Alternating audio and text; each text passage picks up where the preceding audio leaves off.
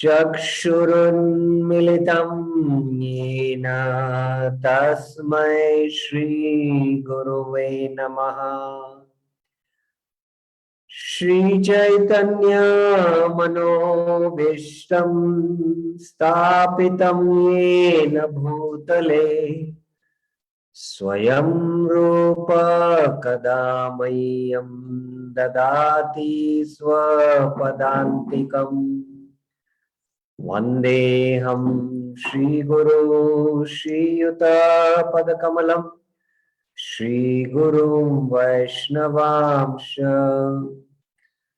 श्रीरूपं साग्रजातं सहगना रघुनाथान्वितं तं सजीवं साद्वैतं सावधूतं परिजनसहितं कृष्णचैतन्यदेवम् श्री राधा कृष्ण पदान् सहगना ललिता श्री विशाखान्वितांश नम ओं विष्णुपादाय कृष्ण पृष्ठाय भूतले श्रीमते भक्तिवेदांत स्वामिन्निति नामिने।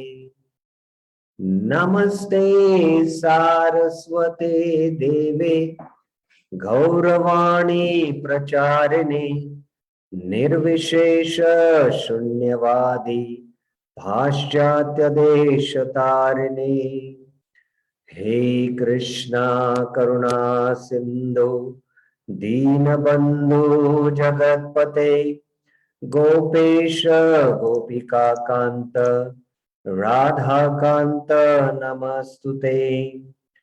तप्त कांचन गौरांगी राधे वृंदावनेश्वरी वृषभानुसुते देवी प्रणमामि हरिप्रिये।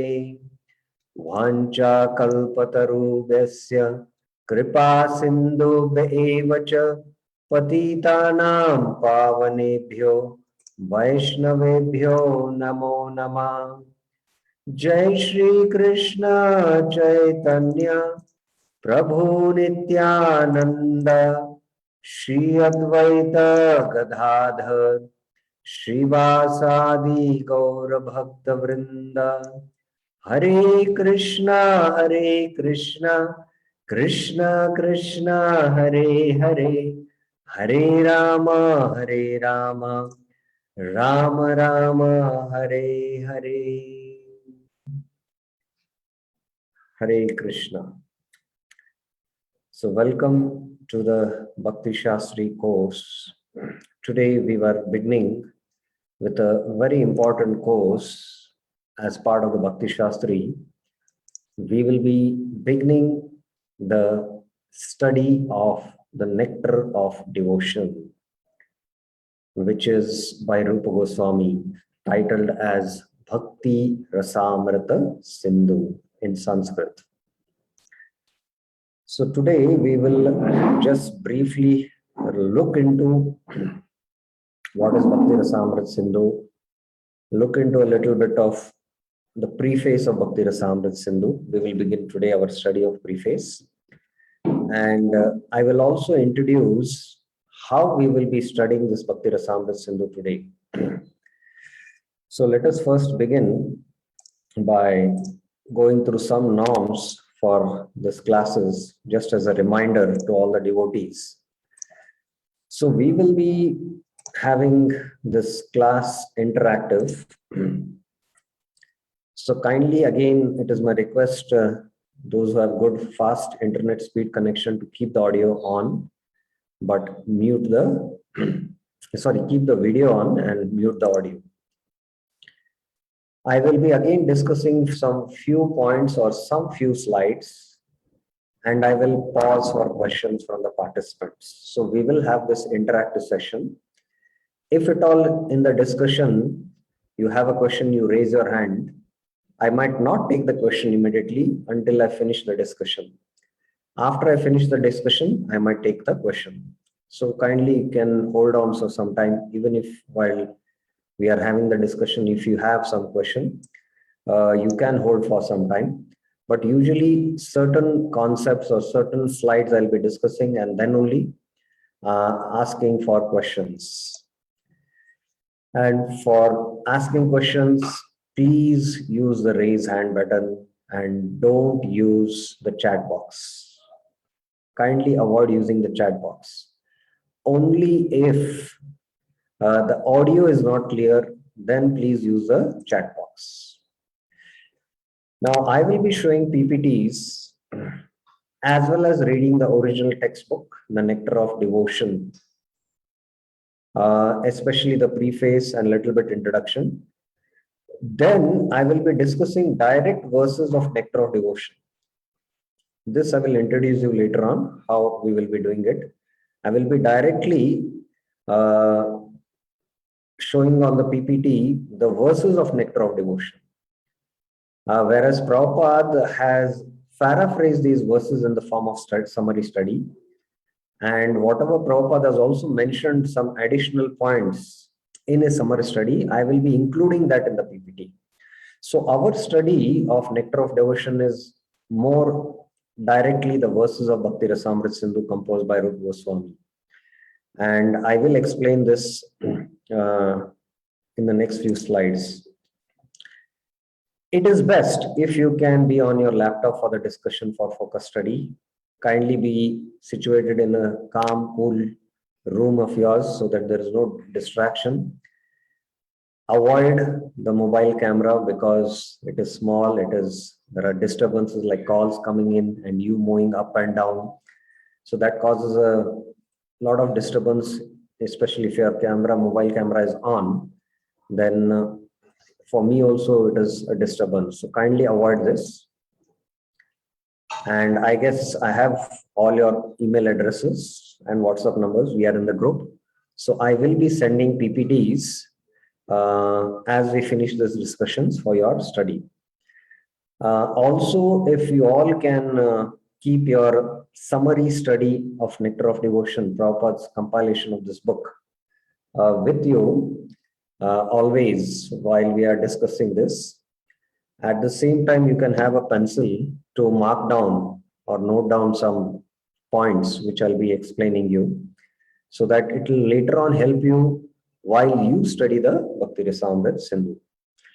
If you later on have some questions, you can record the questions and put it in the group, and I will record the answer and send it or post it back in the group. Now we will be studying Bhakti Rasamrita Sindhu of Rupa Goswami with insights of Srila Prabhupada's Nectar of Devotions summary study. We will come to what is a summary study. And actually, as I mentioned, we will be studying directly Rupa Goswami's Bhakti Rasamrita Sindhu verses, which he has composed. And along with the verses, we will be looking into the commentaries of Srila Jiva Goswami and Srila Vishwanath Chakravarti Thakur. So this is going to be quite an elaborate, in-depth study of Bhakti Rasamrita Sindhu, which usually in Bhakti Saraswati courses is not done. But I am taking it so that because Bhakti Rasamrita Sindhu is an extremely important scripture, especially for Gaudiya Vaishnavas. In fact, there is no scripture equivalent to Bhakti Rasamrita Sindhu in this universe.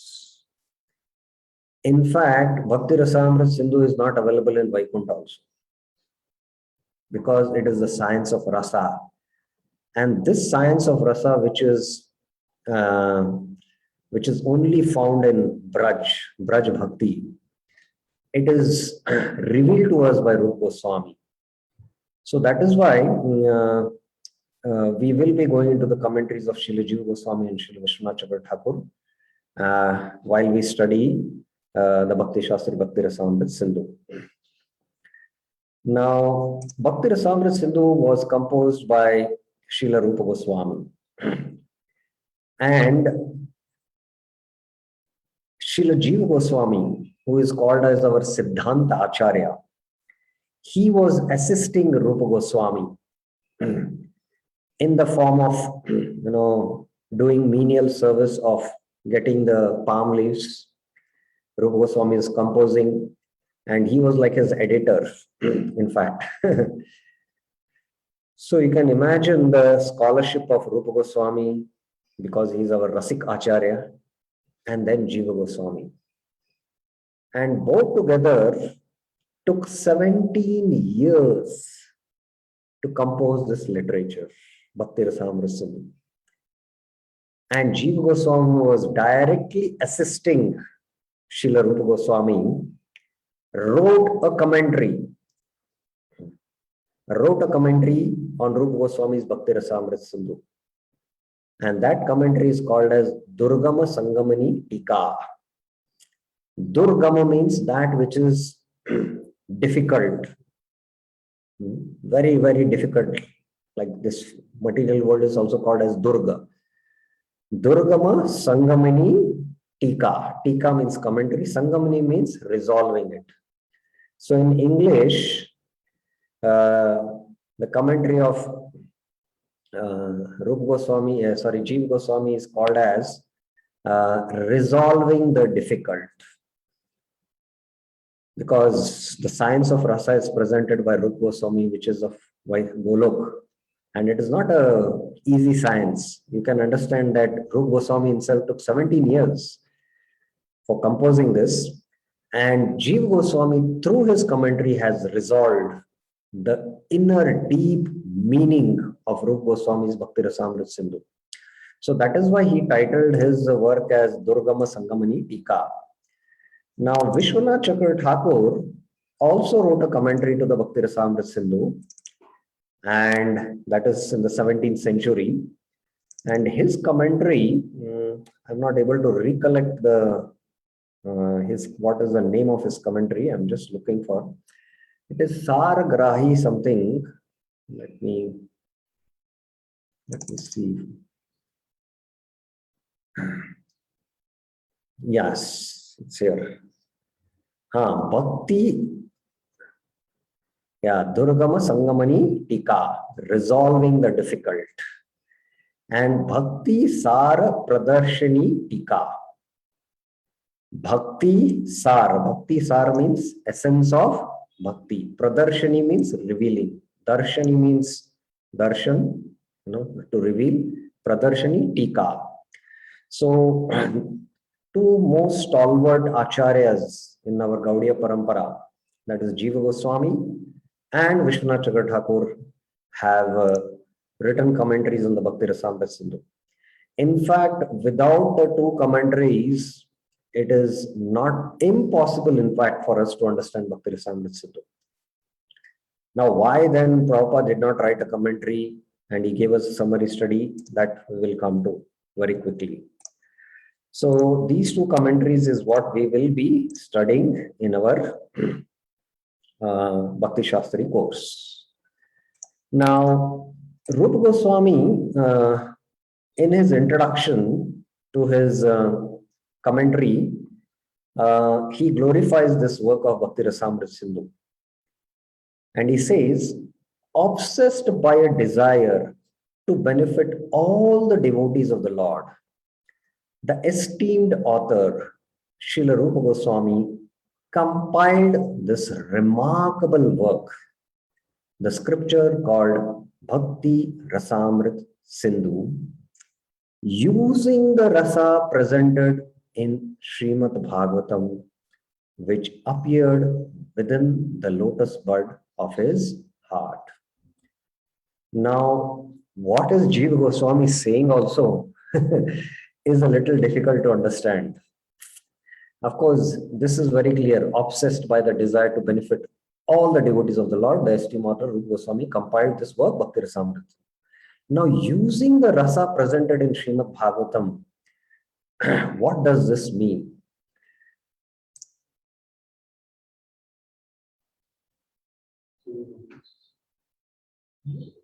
Now, since there is a message here that in the display it is showing the next slide also, you can have only one slide, but I'm here on a projector screen, and there are devotees also attending here. And somehow when you connect this projector, it shows me what is the next slide. Maybe it prepares me also to know what next I should speak. So I'm not able to maybe I'm not able to do anything about it here now. Whether it can be eliminated, I'm not sure. But okay, let it be, because you can focus on the slide which is on the main screen and don't look at the next slide. So here, this statement is very important for us to understand. He wrote this remarkable work called Bhakti Rasamrita Sindhu using the rasa presented in Srimad Bhagavatam. Now, devotees are aware what is the difference between a textbook and a thesis or a journal. Everyone has idea of what is a journal. Journal is written by PhD students after they have done their engineering or post-graduation, studying all the textbooks, and after doing this research work, these new research what they have done, they are published in journals. They are published in journals. Now, usually we don't hear that somebody, to study engineering and then post-graduation, studies scientific journals and understands the subject. Usually we study textbooks, understand the subject, and then based on our research, write journals. Okay? Or thesis, what you call. To write a thesis, you have to be thorough with the whole fundamentals, whole science of the subject. So, Srimad Bhagavatam is like a journal. Srimad Bhagavatam is like a journal. And from Srimad Bhagavatam, which is like a journal, Rupa Goswami has composed a textbook called the Bhakti Rasamrita Sindhu. So, using the rasas which are given in the Srimad Bhagavatam, he has presented these rasas in the form of definitions in the Bhakti Rasamrita Sindhu. So, what does this mean? Is that you cannot enter into the Bhagavatam ras without the Bhakti Rasamrita Sindhu's lens. This is what it means. So you can imagine the geniusness of Srila Rupa Goswami to compose a textbook from a journal. Srimad Bhagavatam is a journal, and the textbook is Bhakti Rasamrita Sindhu. So if you want to understand the Srimad Bhagavatam, which is a thesis work, you will have to study the textbook Bhakti Rasamrita Sindhu. You have to study the work Bhakti Rasamrita Sindhu.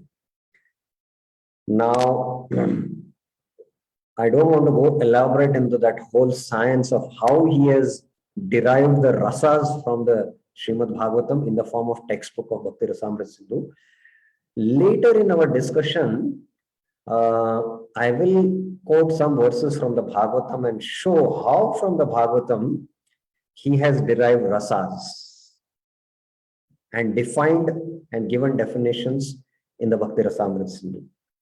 But just to give you some hint, I will show you one verse to explain what this statement means.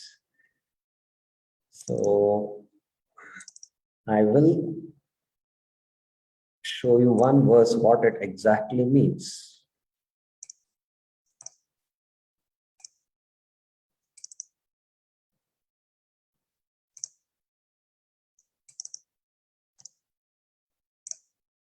Oh, I have to off the slides, otherwise I cannot show it. Just a minute. Problem with this. I will show you one slide just to explain what the statement that using the rasas of Srimad Bhagavatam it means.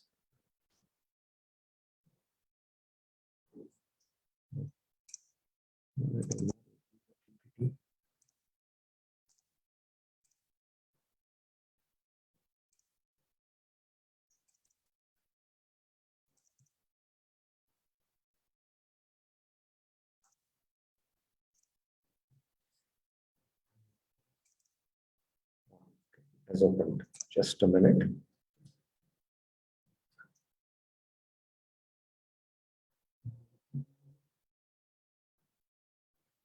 Okay.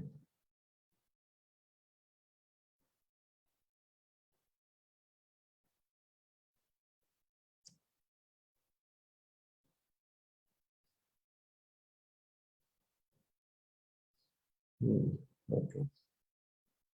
Yeah. Okay.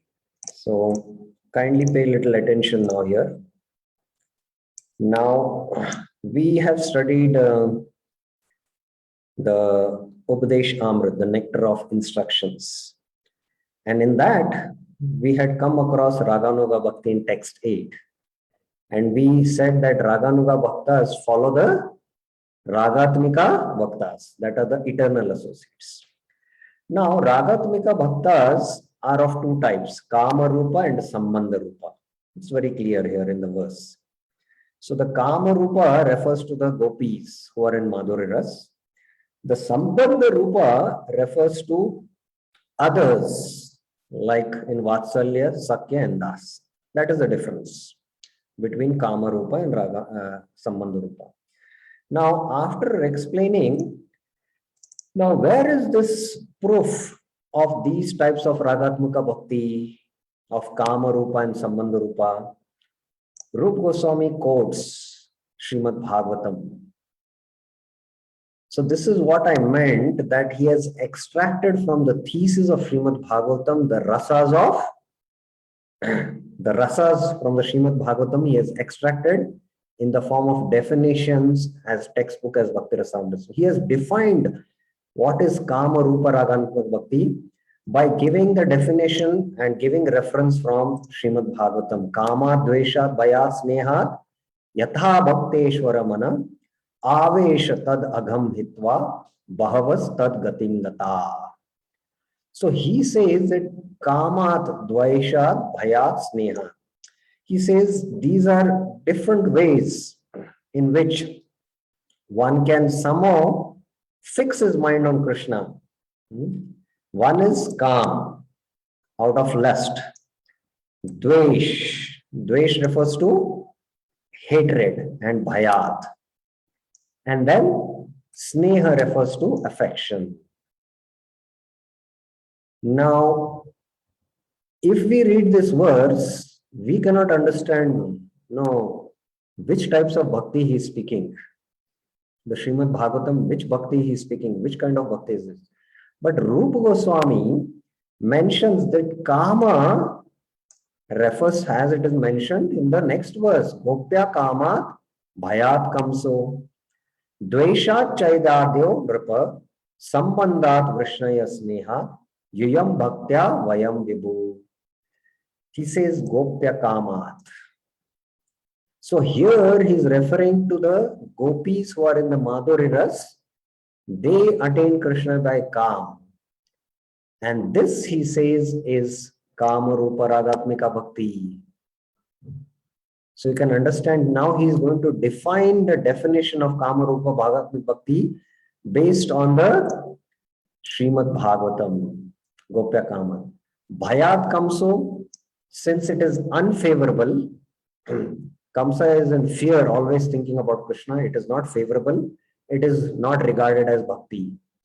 Dvesha, Chaityadev, Dvesha means out of hatred. That is also not favorable to bhakti. So he disregards it.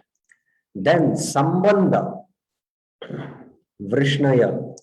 Sambandha Vrishnaya refers to the Vrishnis. That is the Dwarkavasis.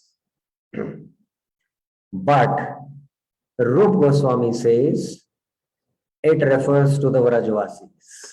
Now, who will understand that it refers to the Vrajvasis? Because ultimately, originally, the Vrishnis line is coming from Vraj only. The connection, if you go back, Nanda Maharaj, he's also part of the Vrishni Vamsha. So he refers to Sambandha Vrishnaya as what? Not the Dwarkavasis, but the Vrindavan Vasis, who are in connection with Sambandha Rupa Sambandha Rupa Ragatmika Bhakti, that is Mother Yashoda, Nanda Maharaj in Vatsalya Ras, the friends of Krishna. And then he says Sneha. Sneha means affection. And who are connected in affection with Krishna? The Pandavas. And Sneha Yuva Bhaktya. You all Pandavas, because Narad Muni is speaking this to the Pandavas, you are all connected to Krishna by Sneha. And Vayam Vibho. Vayam Vibho means by we all, we have obtained the mercy by practicing Vaidhi Bhakti.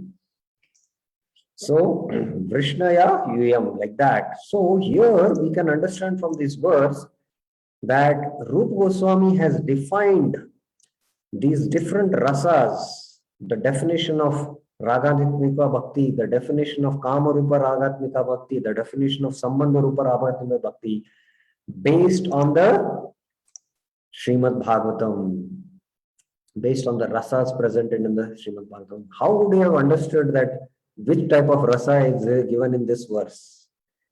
It is only by Rupa Goswami who has composed this Bhakti Rasamrita Sindhu and given it in the form of text and explained it. So this is just a hint, but as we study Bhakti Rasamrita Sindhu, things will become clear, because for all definitions what he gives in the textbook of Bhakti Rasamrita Sindhu, he will be giving scriptural quotations. Then we will more and more clearly understand. I just give you one hint just to understand what this statement of Rupa Goswami means. So that is why I just gave this a little bit hint of the statement, obsessed with the desire.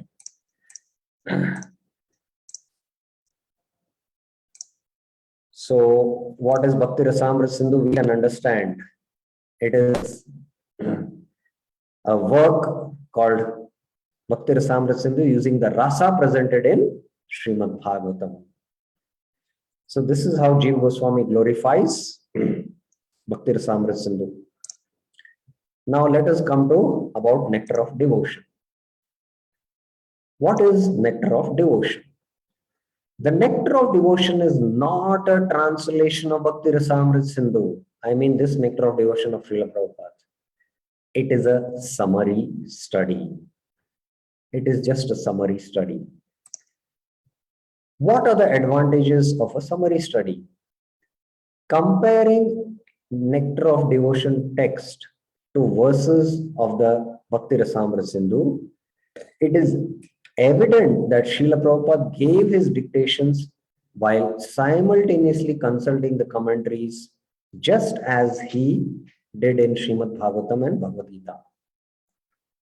So if you go to the original verses of Bhakti Rasamrita Sindhu, we will find that Srila Prabhupada wrote a summary study, Nectar of Devotion, but he also consulted the Acharya's commentaries like Jiva Goswami and Vishwanath Chakravarti Thakur, as he did for his Bhagavad Gita commentary and Bhagavatam commentary. But Srila Prabhupada did not write a commentary on Bhakti Rasamrita Sindhu, but he wrote what is called as a summary study. However, in the Nectar of Devotion, he did not use his standard format. So what is the standard format Prabhupada uses? He gives the Sanskrit text, the Roman transliteration, the Sanskrit English word-to-word meanings, the English translation of the verse, and then the commentary. So this format Srila Prabhupada did not use for his Nectar of Devotion. Now, why Srila Prabhupada did not do? Now, Srila Prabhupada himself tells in the introductory lecture what he gave when he completed this book, Bhakti Rasamrita Sindhu. He had just started the Krishna conscious movement, and he had already given the Bhagavad Gita commentary. He had written few other books, and he also was working on Chaitanya Charitamrita. Now, Bhakti Rasamrita Sindhu is having almost 2,172 verses. It's a very vast work. And it is almost 3 times more than the Bhagavad Gita. Bhagavad Gita is 700 verses.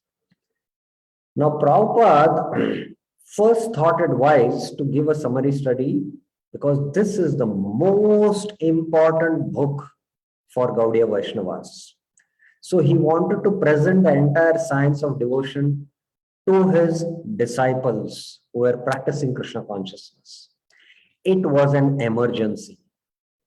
So Srila Prabhupada wrote a summary study and then he gave a class. It is a 10-minute class, which I personally heard about, after composing this summary study. Prabhupada says that right now I don't have the time to give a detailed commentary on the Bhakti Rasamrita Sindhu, but I want to give my disciples the whole science of devotion, what Rupa Goswami has presented. So now I have given this summary study. Please read it once, twice, 3 times, 4 times, 5 times, 6 times. Then you will start understanding something, Prabhupada said. This is what Prabhupada says in that lecture. So Prabhupada did not follow this format. This is first thing to be understood. Thus, in the summary study, he could sometimes take the liberty to greatly expand the original text, which he felt that his audience needed a more relevant explanation. So once His Holiness Sat Swarup Das Goswami Maharaj was asked, what is a summary study? Prabhupada asked, Sat Swarup Maharaj asked Prabhupada. So Prabhupada said, summary study means the author has full liberty to do any damn thing what he wants to do. He has got full liberty. Whereas when Prabhupada is writing commentary on the Bhagavatam and the Gita, he has to stick on to the acharyas. Based on the acharyas, previous acharyas' purports, and with his own realizations, he has to stick on to the verse. But in the summary study, if you see, Srila Prabhupada, many things he has presented in a way which was more relevant to his disciples for them to practice Krishna consciousness. So he had that freedom in the summary study. So in the summary study, there is a lot of liberty to expand on the original text. It could also drastically summarize sections he felt were not so relevant to his audience at that time. So that is why if you see, Srila Prabhupada doesn't go in depth into some subjects of the Bhakti Rasamrita Sindhu, which newcomers cannot understand. In fact, the Bhakti Rasamrita Sindhu has 4 divisions. And in the Bhakti Shastri, we study only the first division, Eastern division, that is first 19 chapters. We don't study all the entire Bhakti Rasamrita Sindhu. It's a very, very vast work. In fact, this study is like a PhD study. We, saw the hierarchy of the books in the introduction first time. And we saw that there is Bhagavad Gita, above that is Bhagavatam, above that is Chaitanya Charitamrita and Bhakti Rasamrita Sindhu. So Bhakti Rasamrita Sindhu and Chaitanya Charitamrita are on the same platform. So sometimes he has summarized few sections. He has not gone into detail. Because he felt it is not relevant for his audience. So that is the liberty what Prabhupada has in the summary study. Now, what is the result of this? Probably more people have studied Srila Rupa Goswami's teachings through the nectar of devotion than through the original text. So we have come in touch with Rupa Goswami's teachings through the nectar of devotion summary study. Now, does it mean that ISKCON devotees should not read the original text of Bhakti Rasamrita Sindhu? Now, Srila Prabhupada, as I was mentioning, as he was expanding the Hare Krishna movement, he gave the teachings of Lord Chaitanya as a summary study.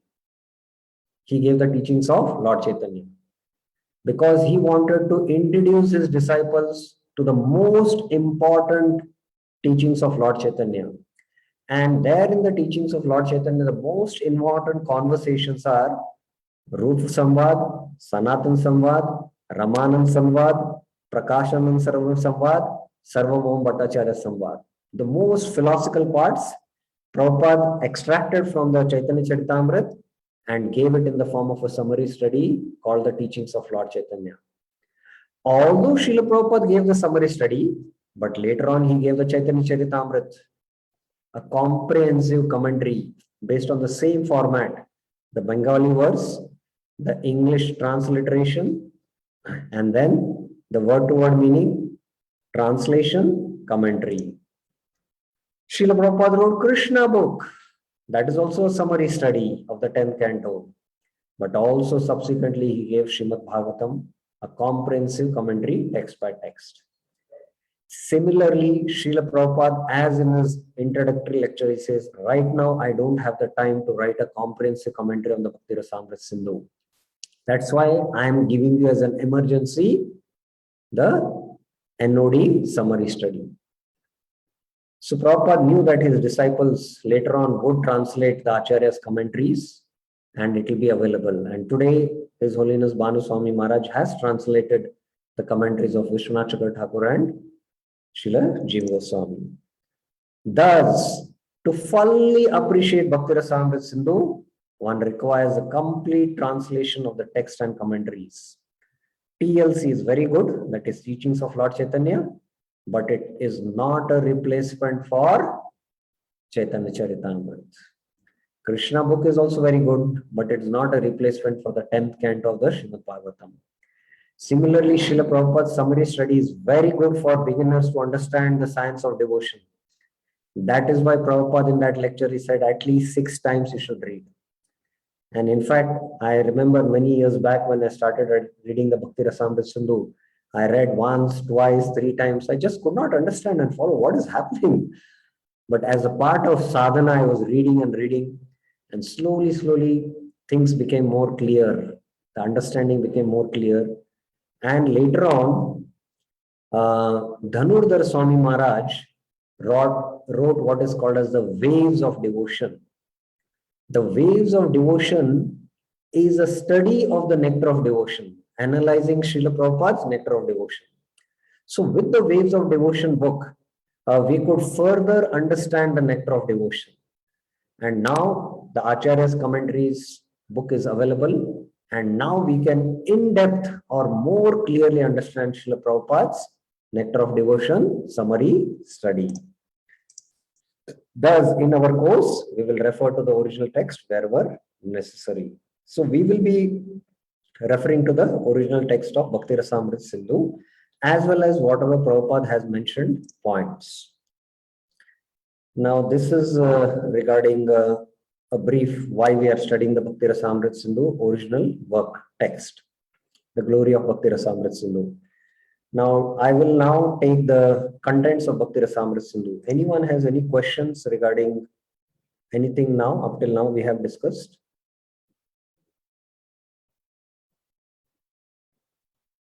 Any questions, any clarifications?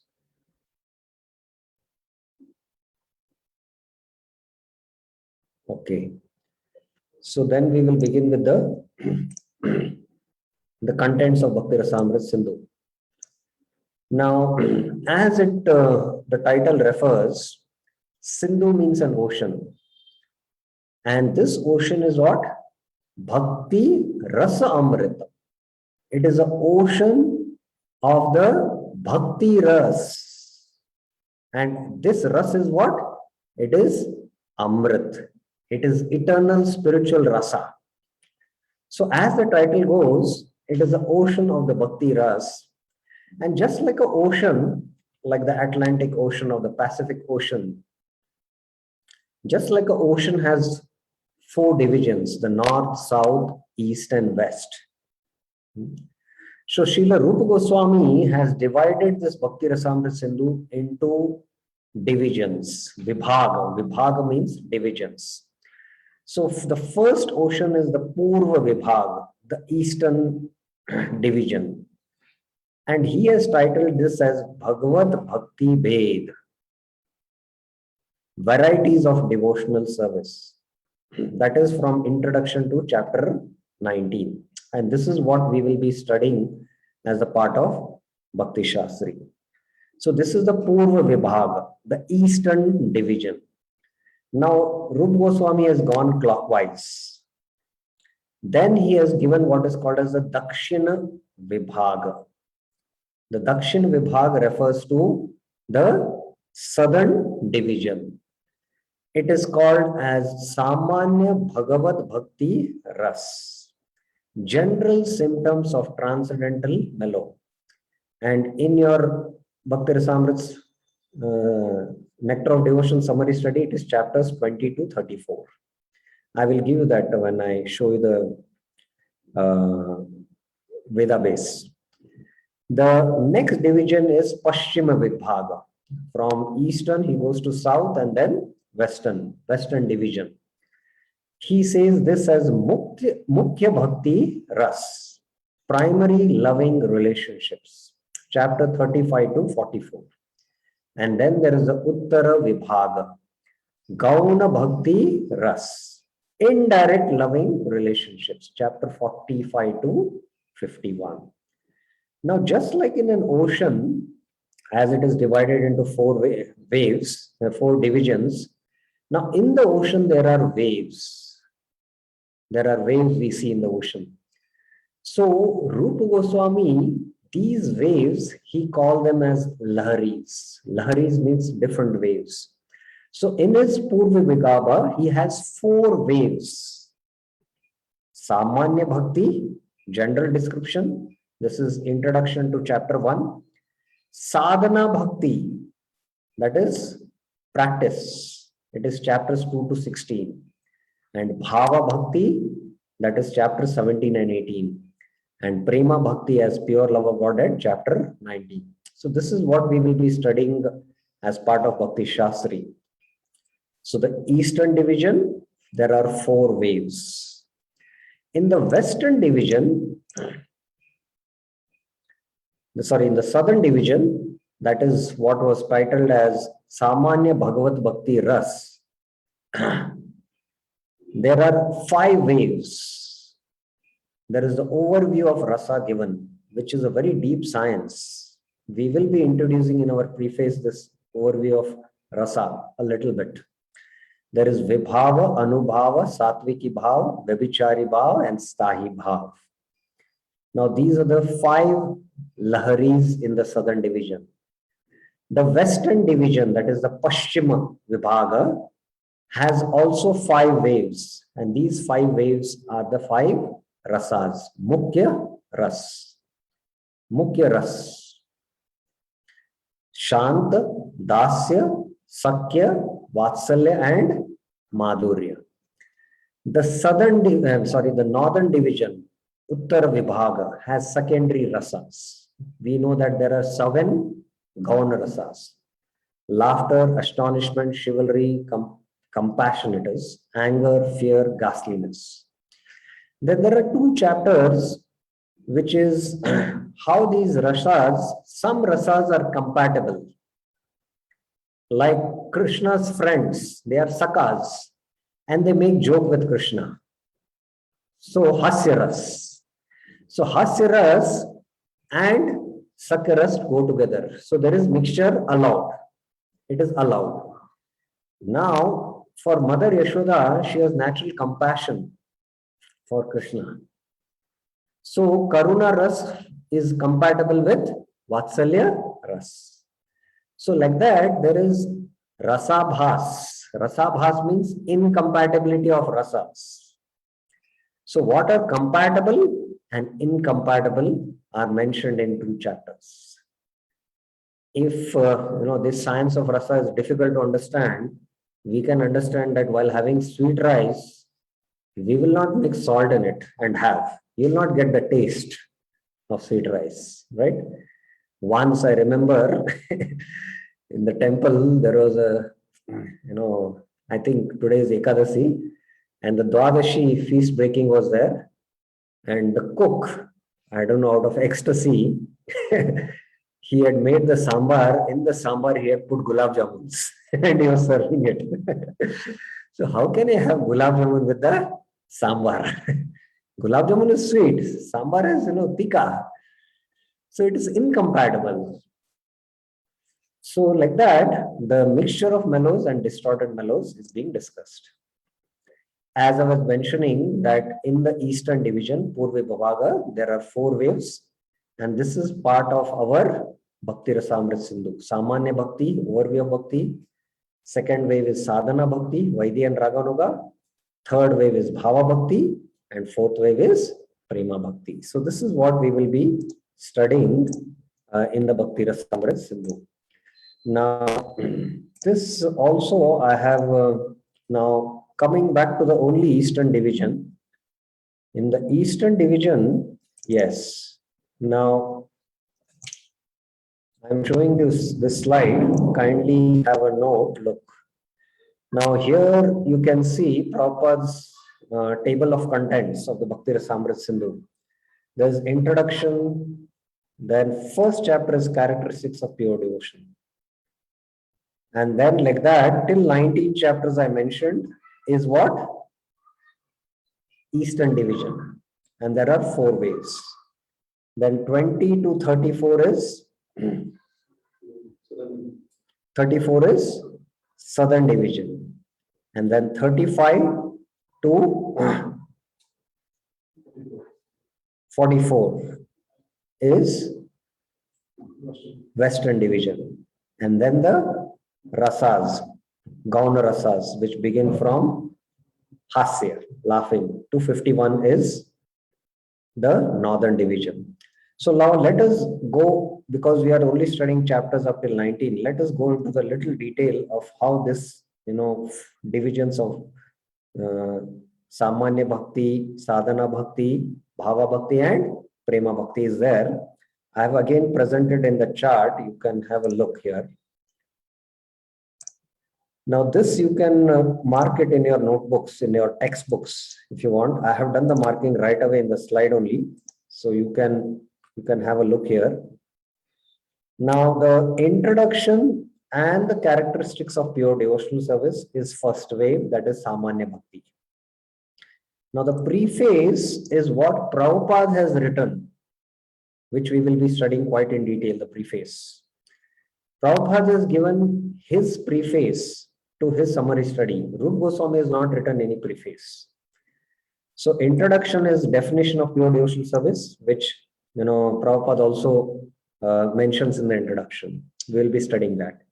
Then as it is mentioned, from 2nd chapter to 16 chapters is second wave, that is Sadhana Bhakti. Now within that, chapters 2 to chapters 14 deal with Vaidhi Sadhana Bhakti. So in fact, if you see the entire Bhakti Rasamrit Sindhu, major portion what we will be studying is Vaidhi Sadhana Bhakti. 2 chapters are Raganuga Sadhana Bhakti. And then the third wave is chapters 17 and 18. That is the third wave, Bhava Bhakti. And only 1 chapter, I think even in the original verses, there are only 44 verses that deal with the 4th wave, Prema Bhakti. So this is how we can see the nectar of devotion, Bhakti Rasamrit Sindhu, how Prabhupada in his summary study has done these different divisions in the form of waves. So now we will begin with our study. Now, any questions, any clarifications anyone has up till now? I will be giving a brief introduction to the science of rasa or overview of rasa later on. What these terms are, they are quite technical and it requires little explanation. So when we go into the preface, that time I will discuss. So any questions, any clarifications up till now, anyone has?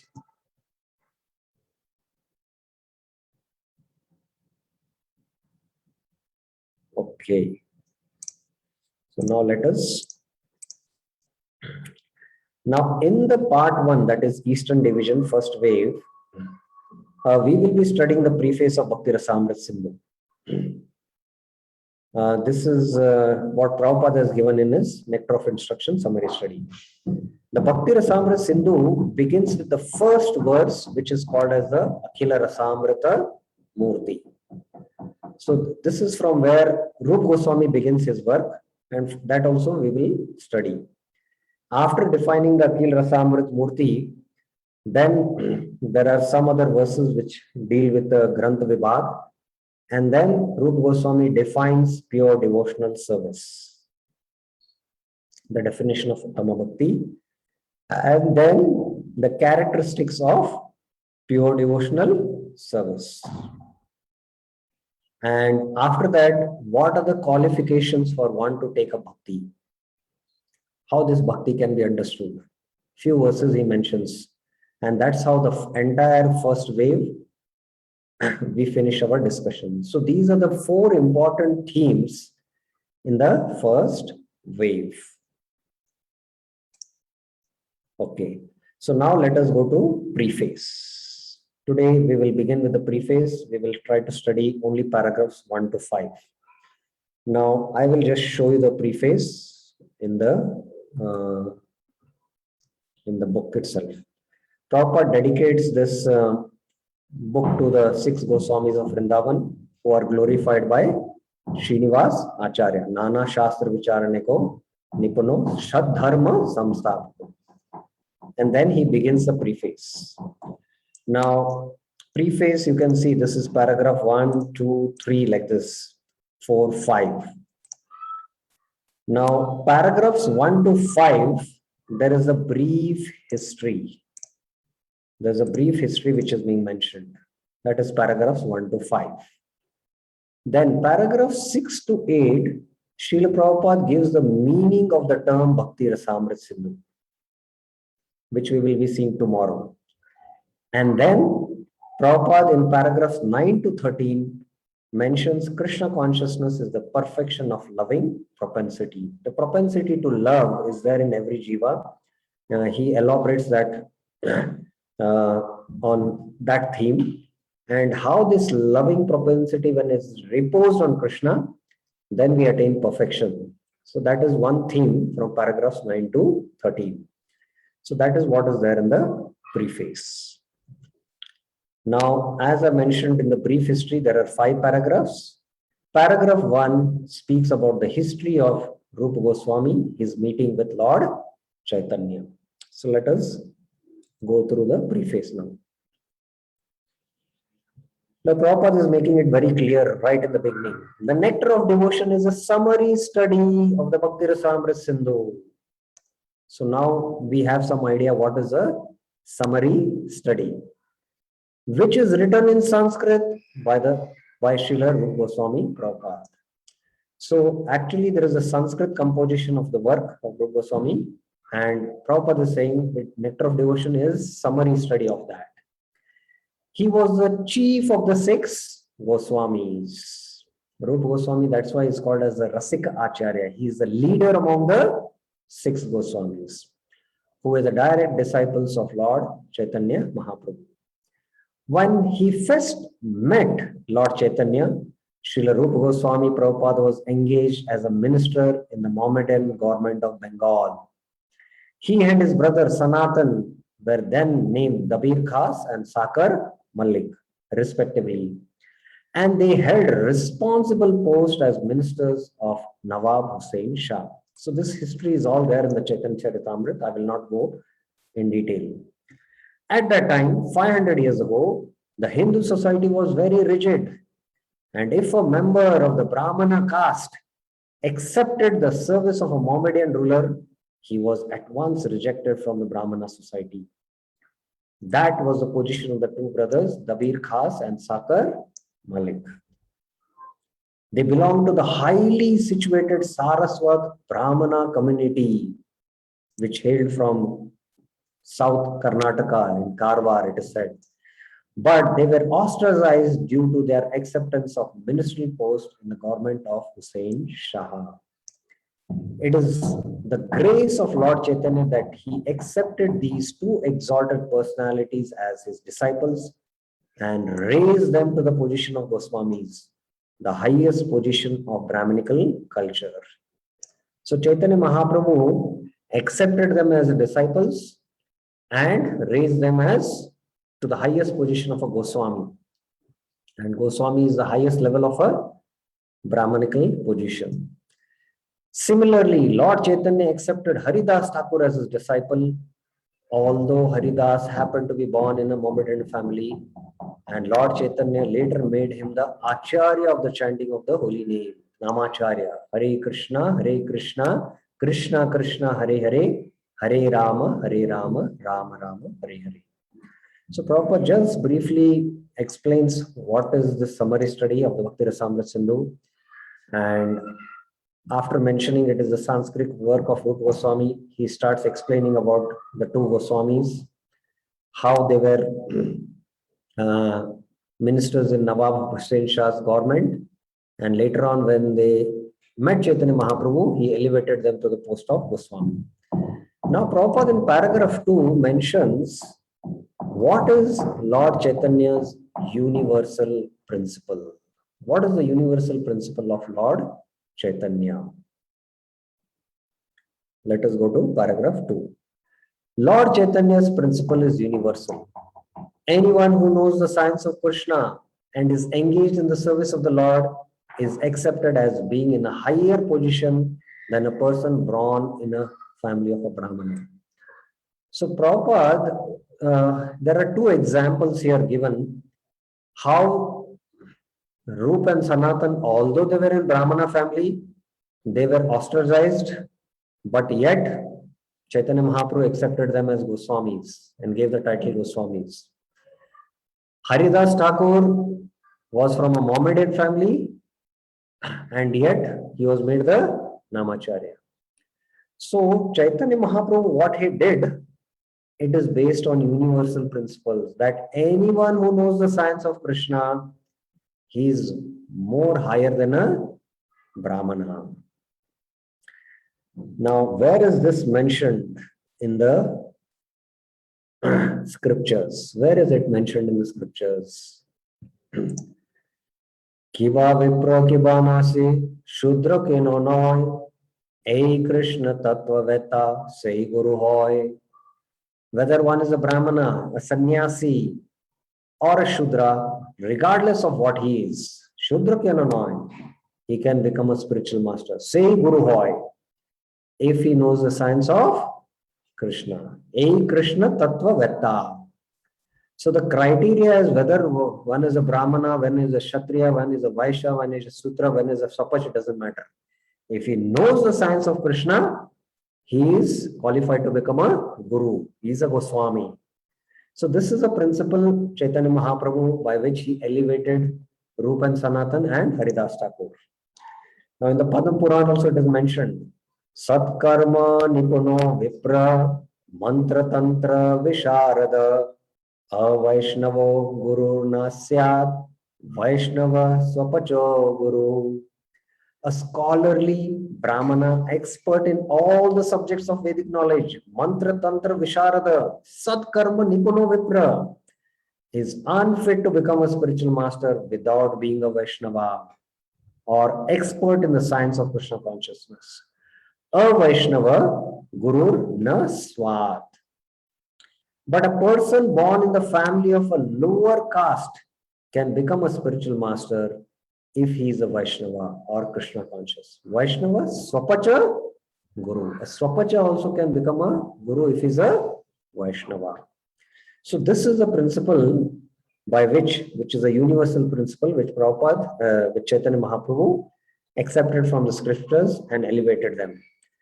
That is the original principle accepted in all Vedic literatures, especially in the Bhagavad Gita and the Bhagavatam. Now, Prabhupada is quoting that this is the original principle not of Chaitanya Mahaprabhu only, but it is also mentioned in the Bhagavad Gita and Bhagavatam. Now, my question to all of you is, which verse you can quote from the Gita to substantiate this point of the universal principle that anyone can become a Guru if he knows Krishna tattva. Where in the Bhagavatam, which verse you can quote, Gita, and can you give any examples in the Srimad Bhagavatam of this universal principle? Gita, which verse you can quote to substantiate this point? And in the Bhagavatam, whose life's examples you can give to substantiate this point? Anyone knows can raise their hands. Okay, let me. Yes, Mataji. Shri Valli Mataji. Prabhu, in Srimad Bhagavatam. From your end. Hare Krishna, Prabhu. No, it's not so clear. You have to type the message then. Okay, one devotee has raised his hand.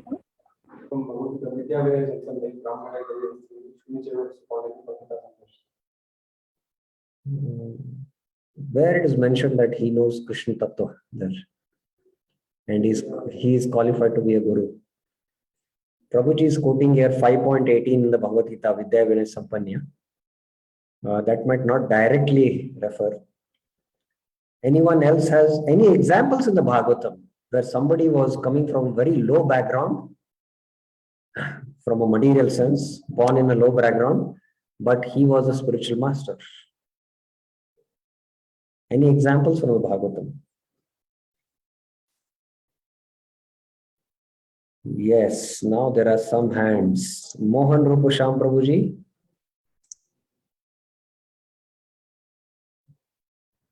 Narada Muni, Srila Narada Muni. Oh, there is audio which is not coming. Maybe there is some technical problem here, I think. That is why the audio is not functioning, because I've connected to the projector.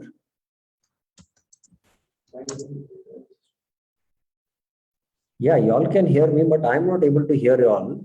Means there is some technical problem with the audio. Okay, so you can type now. Nothing can be done now. Let me check later on. Pavana Bal Prabhu has mentioned about Narad Muni. From his previous life, he was a Dasi Putra. Yes. He is an example. Any other? Mohan Rup Sham Prabhu also has mentioned Narad Muni. There is Vidura. Vidura acted as a spiritual master of Dhritarashtra later on. He was initially a disciple of Maitreya Rishi. There is Suta Goswami. Somebody has typed as Suta Goswami also. Suta Goswami is also. He was Suta, but he was elevated because he got the mercy of Shukdev Goswami.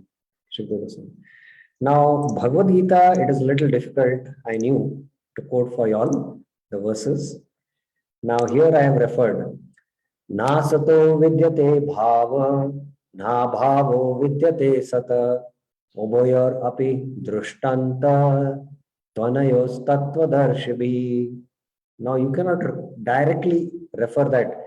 Anyone who is a tattvadarshibhi, he knows that what is not permanent, na bhava vidyate, that is the body, asata, and he knows what is sat. The sat is the soul. Na abhavo vidyate, there is no change for the soul. Those who see things as they are, tattvadarshibhi, realize this conclusion about both these things. So those who are spiritualists, who are tattvabis, who know what is the difference between matter and spirit. So one who is knowing this tattva, he is sat. He is a sat. He is a devotee. And sat, devotees are called as sat. Because they are situated in the absolute truth, who is also referred as sat. And the devotees are called as sattvatas. Those who follow the absolute truth, they are called as sattvatas. So this one can hint. And yes, one Mataji has typed the second answer, which is already here on the display, that is Vidya Vinay, Tad Vidhi Pranipatena Pariprashnena Sevaya Upadikshanti Te Jnanam Jnaninas Tattvadarshina. These are the Tattvadarshinas. It is not mentioned that Brahmana Jata, or Vaishya Jata, Shudra Jata, no, those who are Tattvadarshis, those seers of truth, you know, Jnanina, Jnanina, they know, they realized it, and they can Jnanam Upadikshanti, they will teach you this knowledge. Diksha means giving knowledge, Upadikshanti. And how you can know that? By surrender, by questioning and service. Pariprashnena, Pranipatena, and Sevaya. So these are the two verses where Lord Chaitanya's universal principle mentions that one who knows Krishna Tattva, he can become a Guru. In the Bhagavatam, there are many examples. Now, next paragraph. Lord Chaitanya met the two brothers, Dabir Khas and Sakar Malik, in the village known as Ramkeli in the district of Malda. And after that meeting, the brothers decided to retire from government service and join Lord Chaitanya. Dabir Khas, who was later to become Rupa Goswami, retired from his post and collected all the money he had accumulated during his service. It is described in the Chaitanya Charitamrita that his accumulated savings in gold coins equaled millions of dollars and filled a large boat. Now, Prabhupada is not referring here in rupees. He is referring to dollars because Prabhupada is writing in America, his summary study, and he wants first, because now dollar is prominent. Everyone, measures everything in terms of dollars for the world. Universal currency like that, the exchange value also, in some other country might be some other currency, but okay, in terms of dollars, how much it is like that. So Prabhupada is using that standard. He divided his money in a very exemplary manner, which should be followed by devotees in particular and humanity in general. So devotees in particular have to follow Rupa Goswami's example. How? 50% of his accumulated wealth was distributed to Krishna conscious persons, namely Brahmanas and Vaishnavas. 25% was distributed to relatives. 25% was kept for against emergency expenditures and personal difficulties. So that is why 25% he deposited with a local bank there, so that Sanatana Goswami can use that money and escape. Later on, when Sakar Malik also proposed to retire, the Nawab was very much agitated and put him in jail. But Sakar Malik, who was later to become Sanatana Goswami, took advantages of his brother's personal money, which had been deposited with the village banker, and escaped from the prison of Hussain Shah. In this way, both brothers joined Lord Chaitanya Mahaprabhu. Now, in this paragraph, briefly, Prabhupada is discussing how the two brothers joined the Hare Krishna movement. How did Rupa and Sanatan join Lord Chaitanya? So we also, all our devotees have our history, that how we came in touch with the Hare Krishna movement and how we joined. So Prabhupada is briefly explaining from the Chaitanya Charitamrita about how Rupa and Sanatan joined. Their story. Now paragraph 4 is Lord Chaitanya instructs Rupa Goswami. Let us go to paragraph 4. Rupa Goswami first met Lord Chaitanya at Prayag, Allahabad, India, and on the Dashashwamedh bathing ghat of that holy city, Lord Chaitanya instructed him continually for 10 days. The Lord particularly instructed Rupa Goswami in the science of Krishna consciousness. These teachings of Lord Chaitanya to Rupa Goswami Prabhupada are narrated in our book, Teachings of Lord Chaitanya, summary study. Prabhupada is mentioned because this means that Prabhupada had written teachings of Lord Chaitanya before writing Nectar of Devotion. Now, this is very famous Samvad, the Rupa Samvad or the Rupa Shiksha, what we call from the Chaitanya Charitamrita. It is there in the Madhya Leela.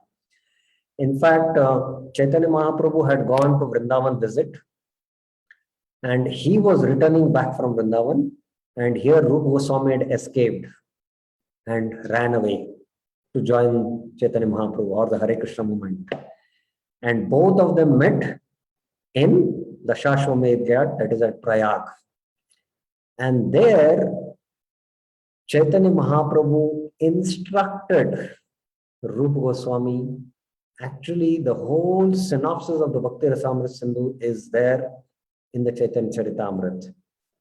And based on this synopsis, Rupa Goswami expanded the book Bhakti Rasamrita Sindhu, in fact. So there also many times you'll find the same definitions what Rupa Goswami is also going to give in Bhakti Rasamrita Sindhu. We will be referring to that definitions. Now, this is about how Rupa Goswami was instructed. Now, here in the slides, I have, I think, mentioned some things. Yes, paragraph 4. How it happened, this is there in Chaitanya Charitamrita.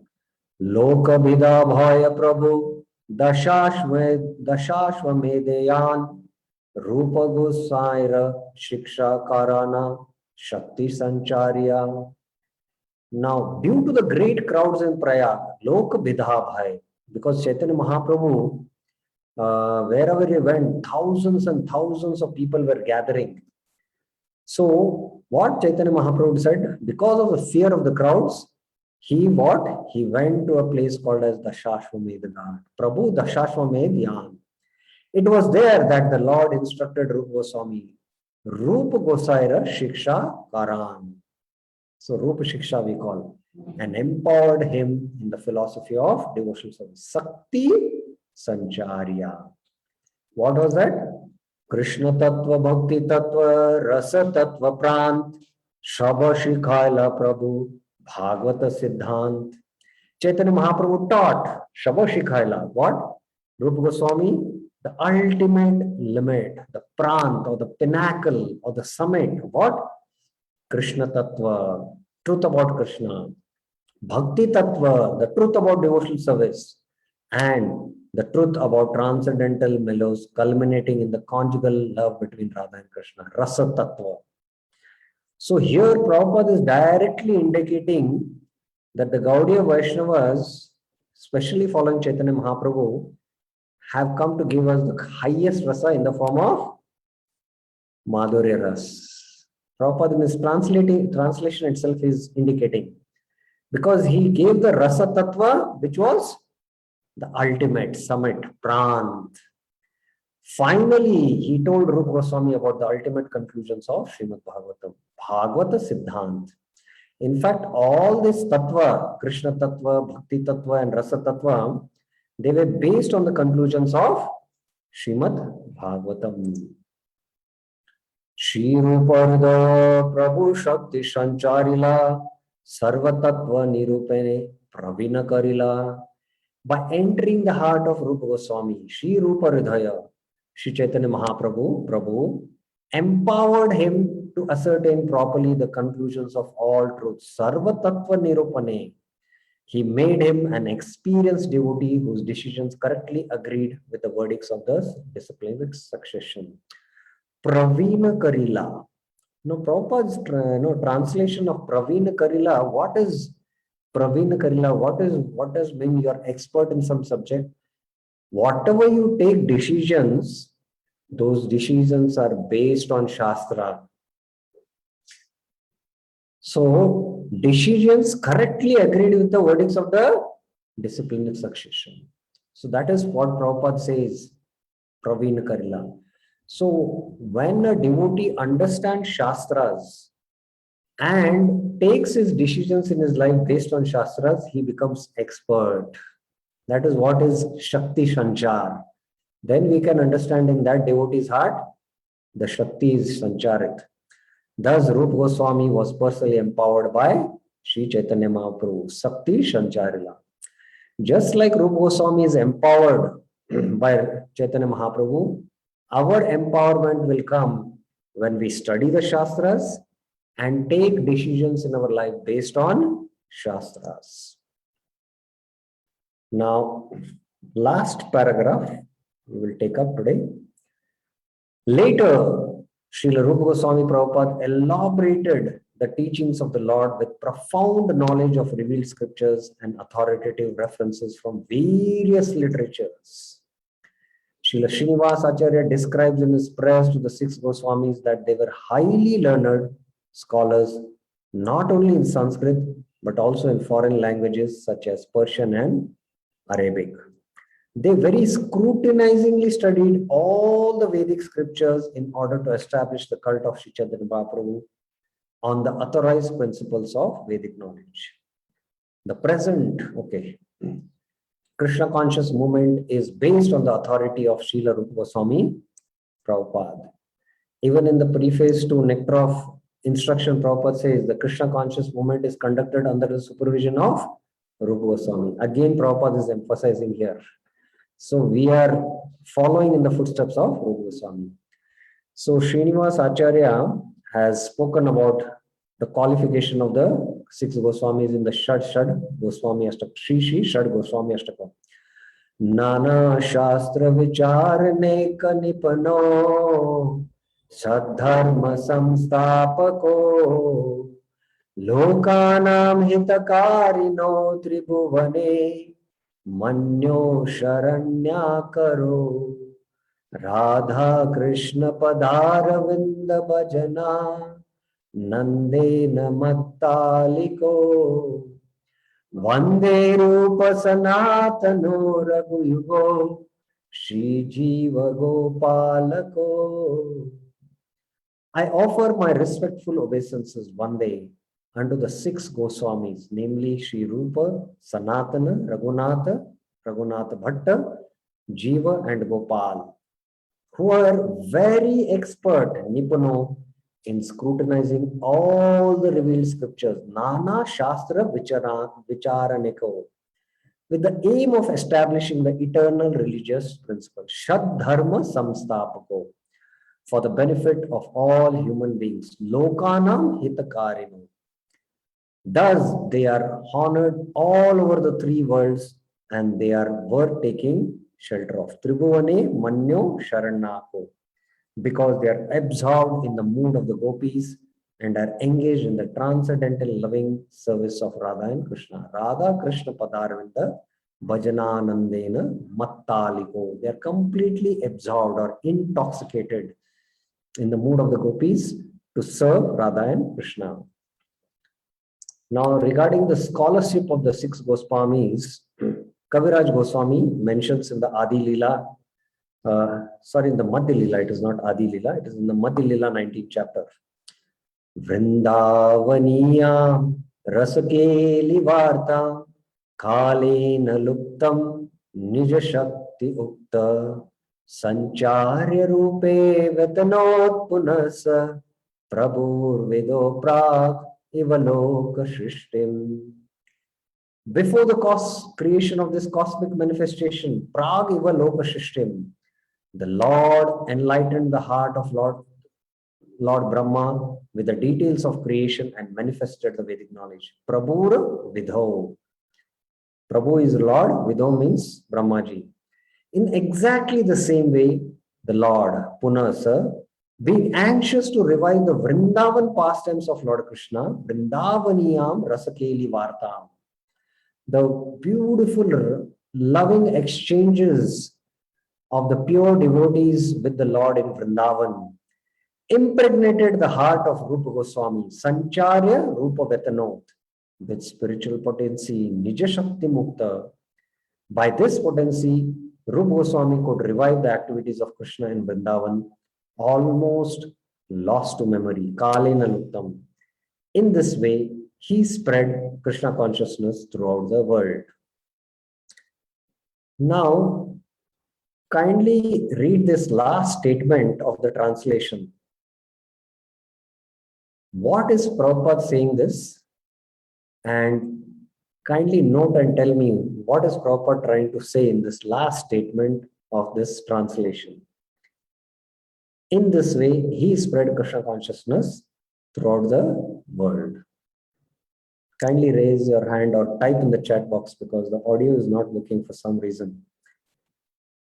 What does it mean in this statement, last statement? In this way, he spread Krishna conscious movement throughout the world. What does it mean? Prabhupada is translating this.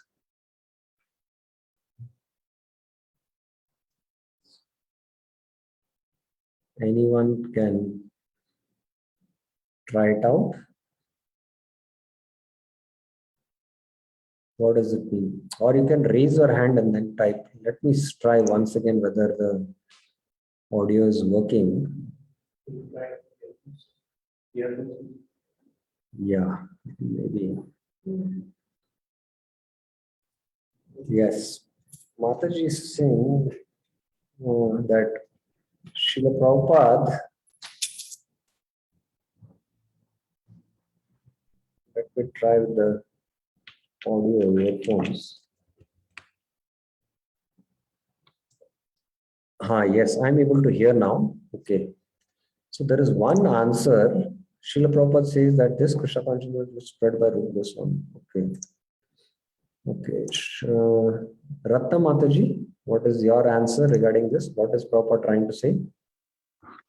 I think it means that just as for creation he empowered Brahma, in the same way Chaitanya Mahaprabhu empowered Rupa Goswami, and it was he himself who wanted to spread this rasa of Krishna consciousness or this prema bhava to the world.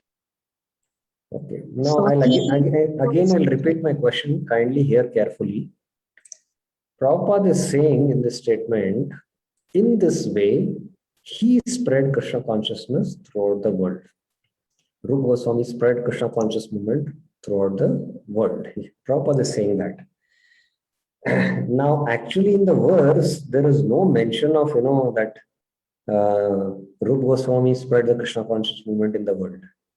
So kindly, once again, think about it carefully and tell me what is, what comes out from this.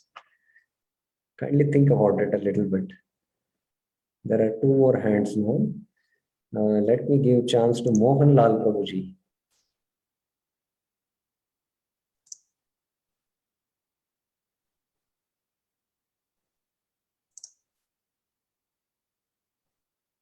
Yes, Mohan Lal Prabhuji.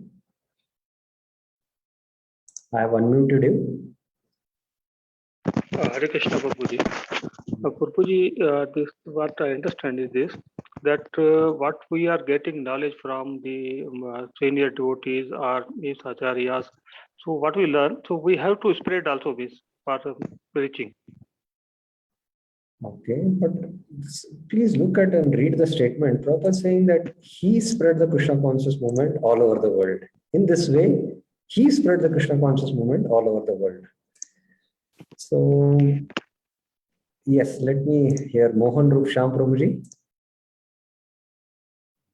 We are all called as Rupanaga Bhaktas because we have understood the Krishna Bhakti which has started by the teachings of from Rupa Goswamis. All the acharyas, everybody started from this. So that is how I think Prabhupada is saying that he has a starting, spreading the Krishna consciousness throughout the world. Okay, The root now, okay, I got it. Now I'll ask you a question.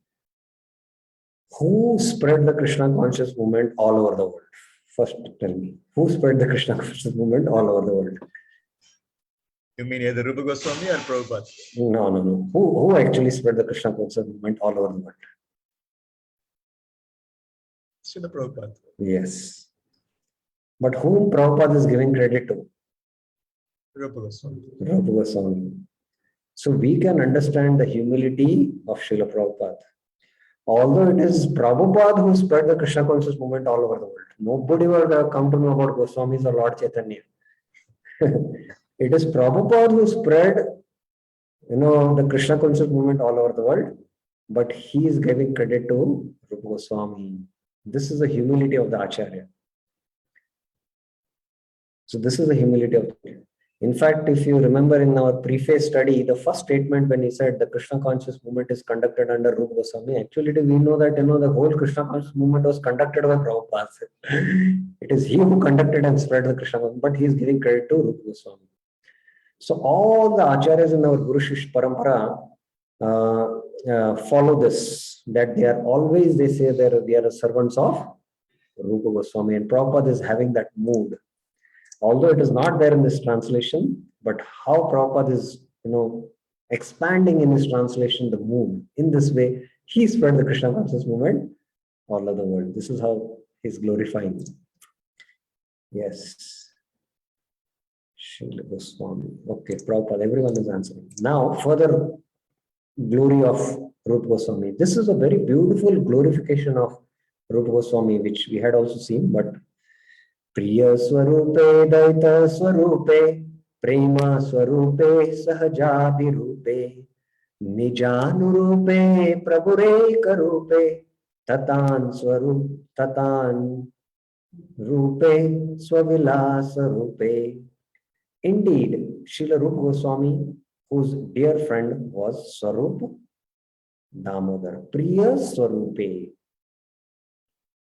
So Priya Swarupe refers to that he is very dear friend of Swarup Damodar, because Chaitanya Mahaprabhu most intimate associates were Swarup Damodar and Ramananda Rai, and through them only the Goswamis also were taught.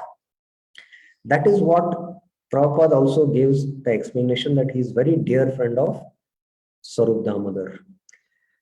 Also, some acharyas have translated Priya Swarupe to mean Swarupa refers to the Lord himself, and he is very, very dear to the Lord. Was the exact replica of Sri Chaitanya Mahaprabhu, and he was very dear to the Lord. Daita Swarupe. Now, Daita Swarupe, now here Prabhupada is explaining that he is exact replica of Mahaprabhu, and dear. Daita means very dear or a lover. So again the acharyas explain Daita means he is very, very dear to whom? Srimati Radharani. So Daita Swarupe. Being an embodiment of Chaitanya Mahaprabhu's ecstatic love, Prema Swarupe, he was in fact an embodiment of Chaitanya Mahaprabhu's ecstatic love. He was the Prema Swarupa of Chaitanya Mahaprabhu.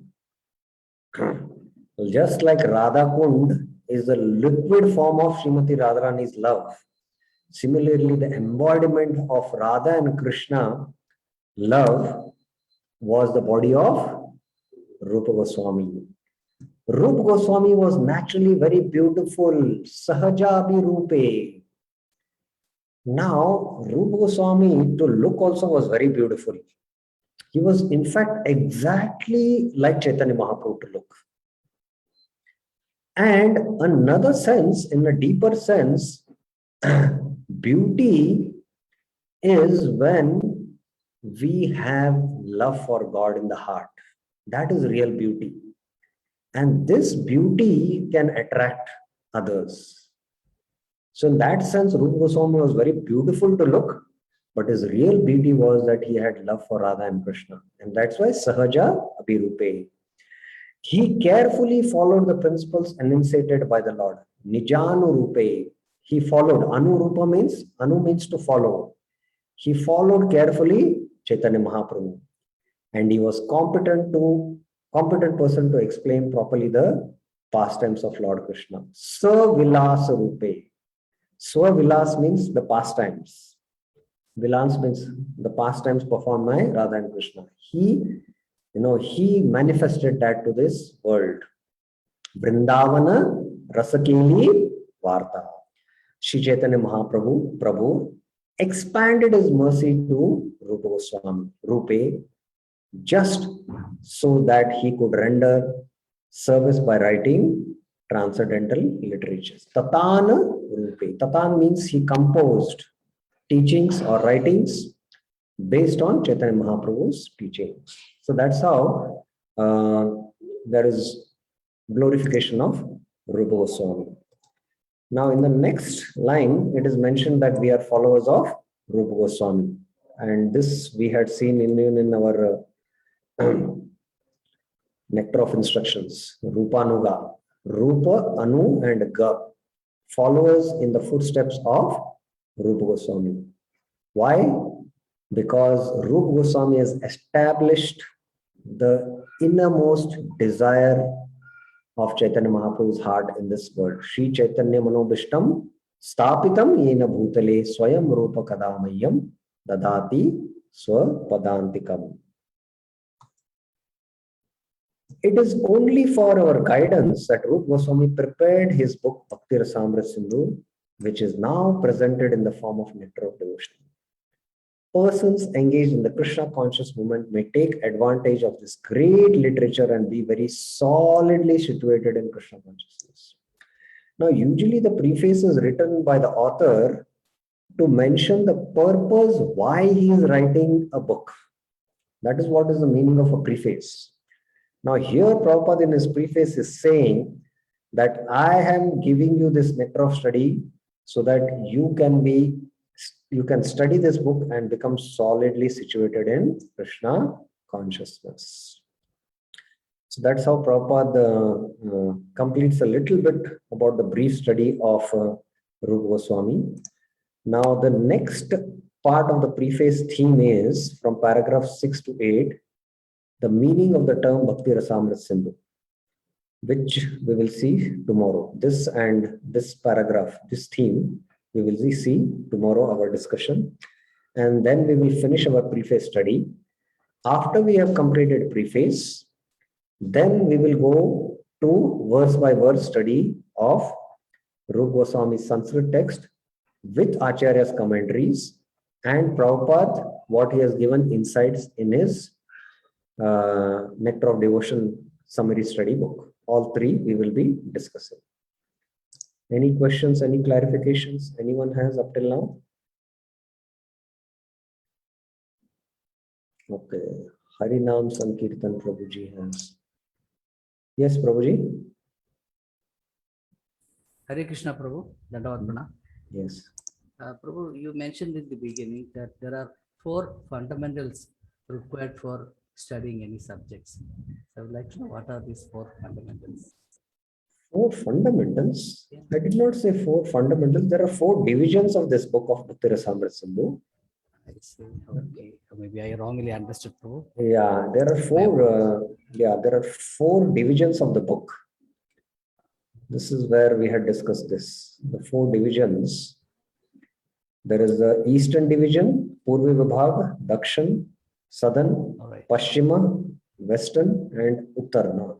All right. And we will in our Bhakti Shastri be only studying the Eastern Division. Right. And that is in 4 waves, which constitute chapters 1 to 19 of your summary study. Right. Okay. Hare Krishna. Any other questions or clarifications? Okay. So we'll stop here. Srila Prabhupada ki jai. Shri Rupa Goswami Pad ki.